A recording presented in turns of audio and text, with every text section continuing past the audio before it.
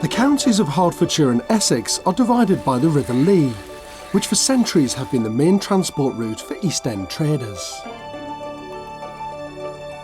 Here in Newgate Street Village, Ali and Matt Gray have purchased this majestic but forgotten Victorian pumping station.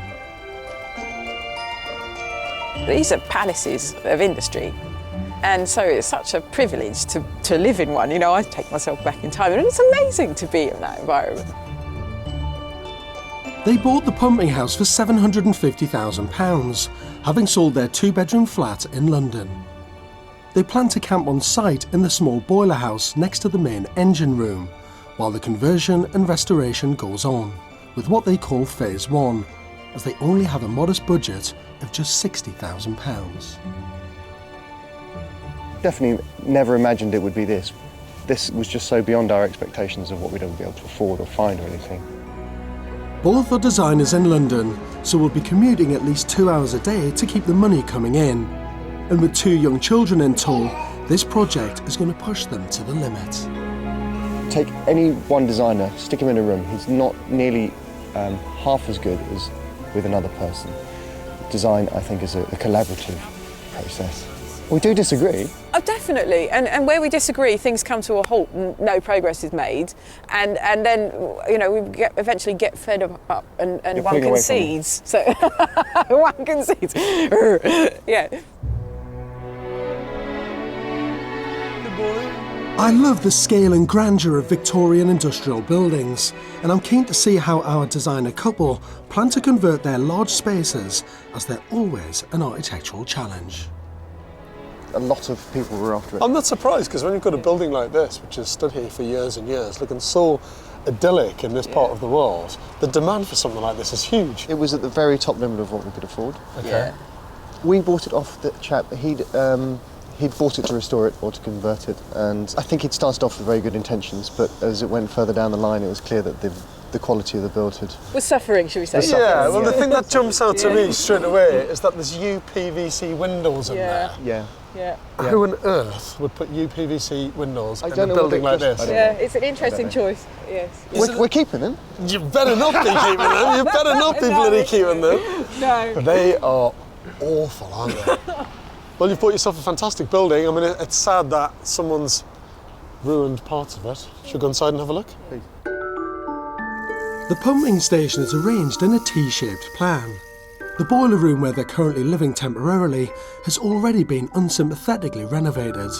This will be phase 2 of the restoration, which will be completed at a later date, when they have more money. Phase 1, which they're about to start, is the main engine room. It's a 1,600 square foot space, which used to house the steam-driven pumping engines. Oh, look at that. What a fantastic space. God, it's like being inside a church. I love the height and those fantastic timbers above, which are really beautiful. Unlike the functional utility buildings of today, the Victorians built theirs with pomp and pride, using materials such as iron, steel and glass. They adopted a variety of decorative styles, which included Gothic Revival and Neoclassical. Even though this was a smaller rural pumping station, the exposed glazed brickwork, sandstone arch window frames and pine beams are typical examples of Victorian industrial architecture. The building is not listed, but it's still an important local landmark. Just compare the place that you used to live in London, compared to what you're going to be living in now. Well, it was about this big. How big? This big? Yeah. Just this area here? Could, that was the size of your flat? Yeah. You can fit 5 of our flats into this. With such a blank canvas to work from, I'm intrigued to see what their plans are. The restoration of the boiler room, where they're temporarily living, is being left to a later date. Their design for the engine room requires splitting the main space into 2 levels. Downstairs, it will contain 2 bedrooms, 2 bathrooms, and a double-height kitchen and living room. Upstairs, there'll be 2 more bathrooms, 2 bedrooms for the kids, and Ali and Matt's master bedroom suite. Carving up a space that has tall Victorian windows is always the biggest challenge with a conversion project.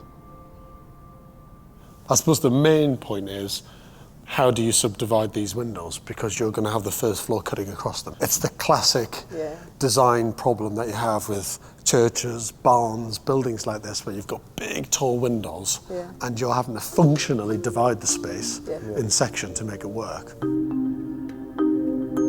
Ali and Matt plan to solve this problem by designing a floor that is built back from the windows. The other big challenge is the design of the replacement window frames. I think aesthetically, both of these decisions will determine the success of this restoration. So the windows are a big decision, really, aren't they? Do you know which direction you want to go in? Are you going to be modern or traditional? What are you going to do? We're still a bit torn. I mean, we're definitely erring on the side of period windows. I think we'd also be very open to the idea of just a sheet of glass. But I think the design that you've got is spot on, actually. It's just a case of getting the detail right on windows, finishes, and what's appropriate for the building. Having a budget of just £60,000 is going to be incredibly tight. Replacing the windows alone could cost them at least half of that.